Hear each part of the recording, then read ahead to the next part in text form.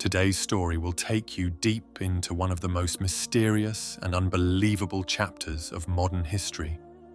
A story that left the world's most powerful nation humiliated and the Muslim world speechless. This is the story of Mullah Omar, the one-eyed leader of the Taliban, a man who became a symbol of resistance, faith, and divine protection. It all began after the tragic and world-shaking events of September 11th, 2001.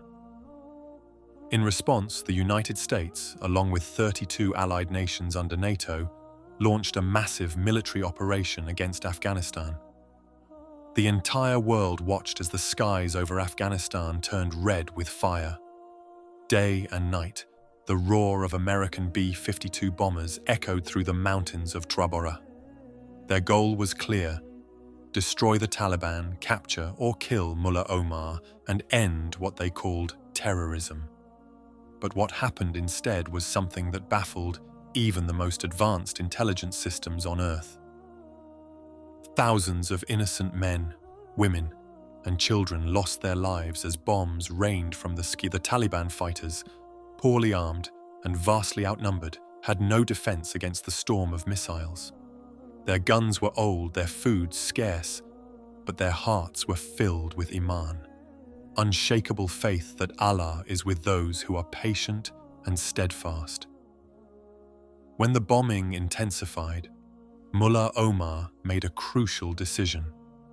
He ordered his companions to leave the cities and move deep into the mountains, away from civilians, to prevent further loss of innocent life. Before leaving, he spoke words that would later echo through history. Words that seemed impossible at that time but came true years later. He said to his companions, "A day will come when the Americans will have to walk out of Afghanistan through the same paths they entered, humiliated and defeated. That will be our day of victory." And as we know today, his prophecy turned out to be absolutely true.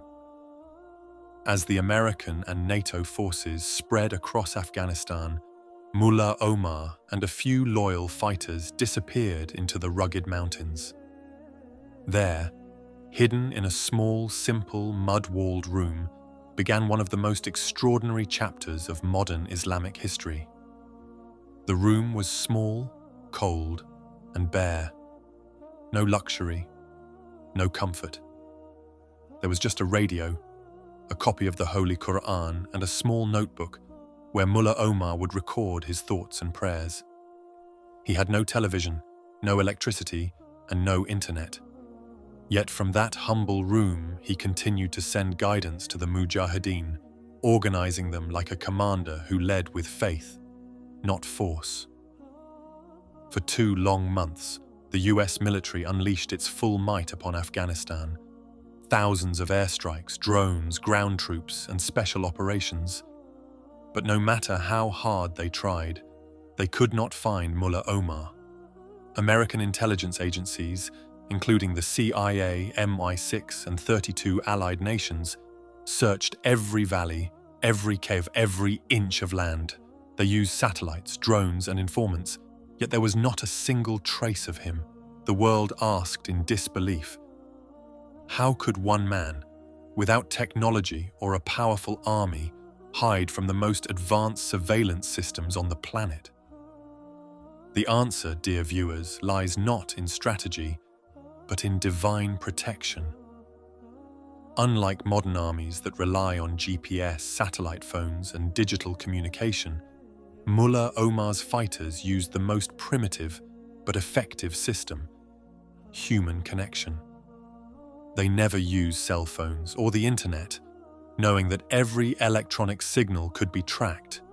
Instead, they communicated through trusted messengers who would deliver handwritten notes or verbal messages from one valley to another.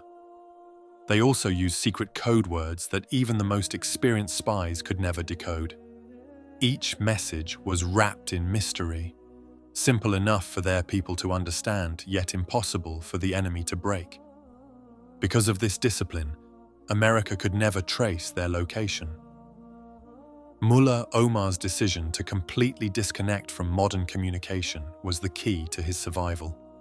Even during the heaviest bombings, he never used a phone. Not even once. No one, not even many of his own fighters, knew exactly where he was hiding. Only a few of his closest companions were aware, and they guarded that secret with their lives. For years, the CIA and Allied forces kept searching. They believed Mullah Omar was hiding somewhere near Pakistan or deep within the deserts of Helmand. They offered millions of dollars in bounty for anyone who could provide information about his whereabouts. But the truth was far stranger than anyone imagined. Years later, it was revealed that Mullah Omar had been living just a few kilometers away from an American military base, right under their noses. And they never found out. A Dutch journalist named Bet Dam spent 5 years investigating his life and eventually wrote a book titled Searching for an Enemy. In it, she revealed shocking details. For nearly 10 years, Mullah Omar lived in a small house in the Zabul province, just 3 miles away from the largest American base in southern Afghanistan. Imagine that. The world's most wanted man, with a $10 million bounty on his head, living quietly next to the very soldiers who were hunting him. Every day, American convoys passed by his village and helicopters flew above. Yet not one of them ever suspected that their greatest target was sitting in a mud house so close, listening to BBC Pashto news on his old radio. Yes, brothers and sisters, Mullah Omar would spend his evenings listening to the radio, following world news, and even hearing reports about himself. Reports that declared him dead, captured, or hiding in Pakistan. He would quietly smile, knowing that none of it was true. He never left his small room except occasionally at night, for a brief walk or to fetch water. His diet was simple: dry bread, tea, and sometimes a little rice. His only companions were 2 loyal guards who never betrayed him, not even under the harshest torture. In 2010, one of his closest companions was captured and taken to the Bagram prison, where he was brutally tortured. The Americans tore out his nails, beat him for days, and demanded he reveal Mullah Omar's location. But the man never spoke a word.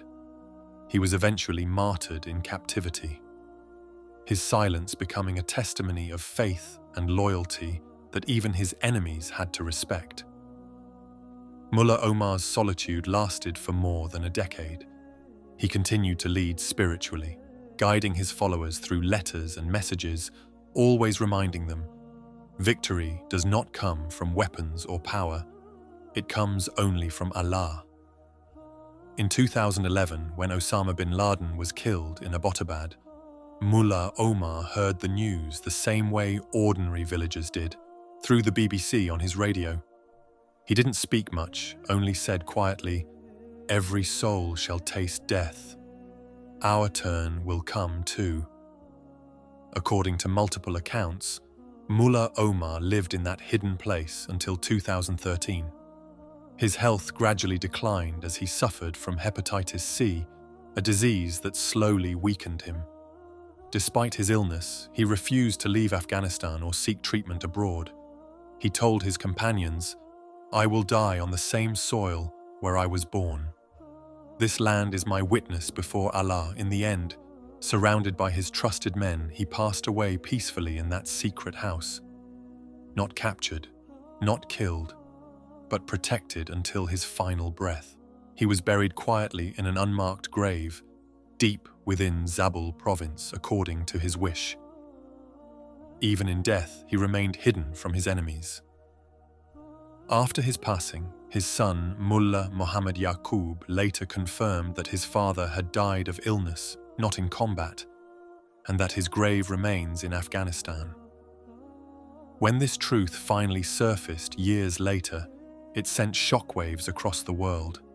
For over a decade, the United States and NATO had spent billions of dollars deployed hundreds of thousands of troops, and used the most advanced satellites, yet they failed to find a man living just a few kilometers away from their own base. It was one of the greatest intelligence failures in modern history, a humiliation that America never fully recovered from. All their might, all their power, all their technology could not defeat one man who placed his trust in Allah. The question remains, how was this possible? How could the KIA, NSA, and all their spy networks fail so miserably? The answer, dear viewers, is simple. When Allah protects someone, no force on earth can harm him. For the faithful, this story is not merely political, it is spiritual. It shows how belief, patience, and trust in Allah can grant strength greater than any weapon. It teaches that the world's greatest superpower can fall to its knees before the will of the Almighty.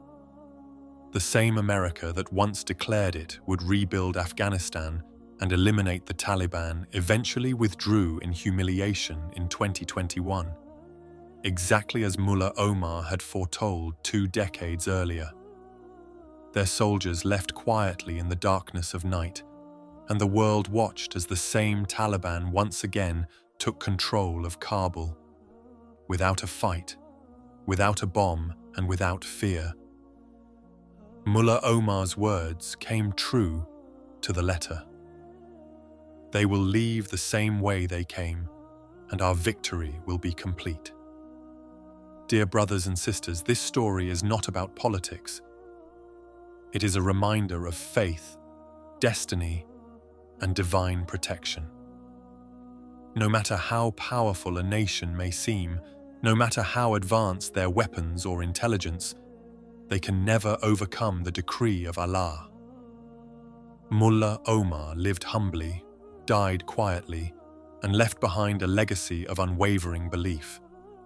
His life remains one of the most mysterious and miraculous stories of our time.